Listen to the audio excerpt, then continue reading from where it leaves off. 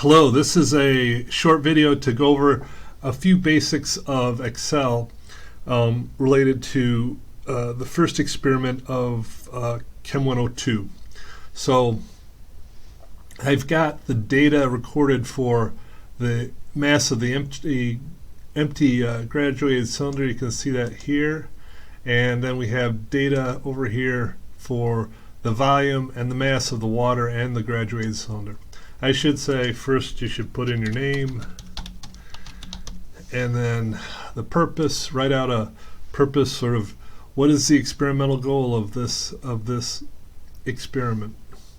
The thing I want to show you is that we can do calculations with Excel, which is one of the reasons you're having to learn about this. Up here we see that we want just the mass of the water. So what we have to do is take the mass of the water and cylinder and subtract the mass of the empty cylinder. And so we can do that by taking this number minus C14 minus D9, I guess it is. And there we go. And we'll get a correct answer, so everything worked fine.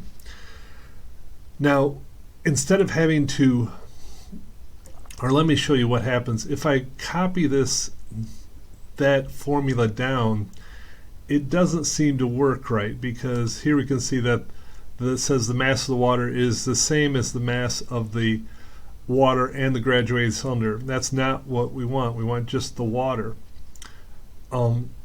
So in this entry, we took C14 minus D9, and if we go down one cell, now we have C15 minus D10. So that's the source of our problem.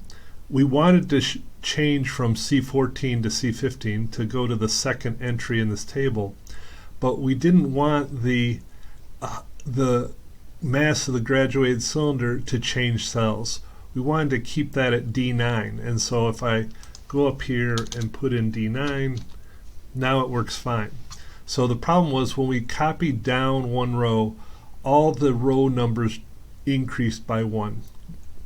We didn't want the graduated cylinder to change position, so we can do something about that.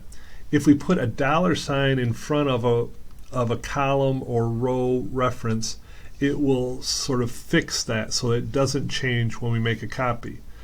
And because I'm just copying down a row and not across a column, I don't have to specify that D should not change. Though, just to be certain, you can put in a $ there. That means no matter where you copy this formula, it'll always take the graduated cylinder mass from D9. So that didn't change anything, but now if I copy this down, now all the other masses are correct. So things worked out fine. The data that we want to plot is the volume as the X data and the mass of water as the Y data. It's put over, we have this separate little table just to make it easy to select the data. You'll learn sort of later on how you can select two columns that aren't directly adjacent to make data, or to make a graph, but here we'll just put them together. And an easy way to do that is to just say equal and then select the cell that we want to copy over. And so it just copies over that value. And we see we can do the same thing for the mass of the water. There we go. Now, if we copy these down, and I should say you can copy down when you see this little black arrow without any. Sometimes you'll see a black arrow with arrowheads on the end, on the sides. You don't want that. You just want this thin black arrow. But we can copy those down, and we can see we've copied the numbers from here over to here. When we took this entry B14 and copied it down a row, it went to B15 and 16 and 17 and 18, just like we wanted. So we want to plot this data. So over here you should answer these questions, but I'm going to go down to the one where we want to know the slope of the line. So we have to include a scatter graph with axis labels and units and a trend line. So we're going to select this data, and then we're going to go insert chart, and this one right here is for a scatter chart.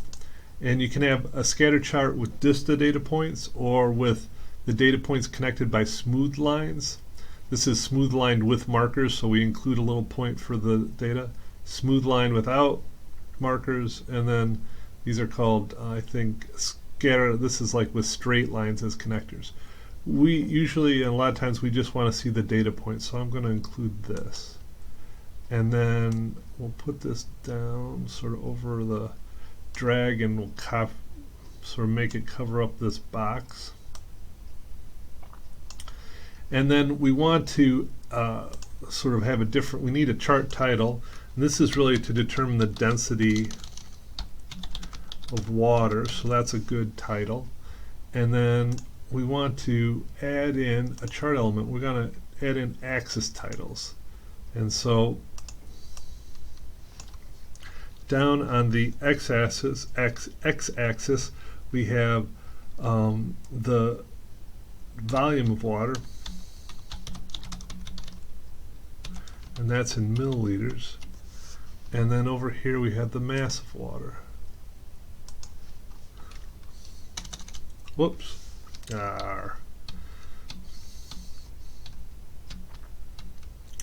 So I lost that all, but let me do it again. I'm sorry, I hit the wrong key.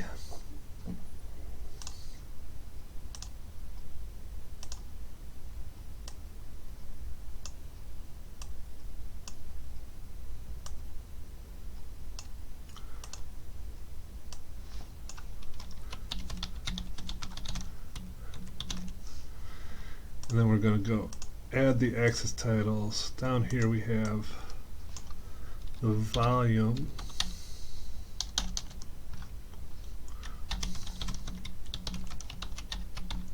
milliliters, and here we have mass of water. It's in grams.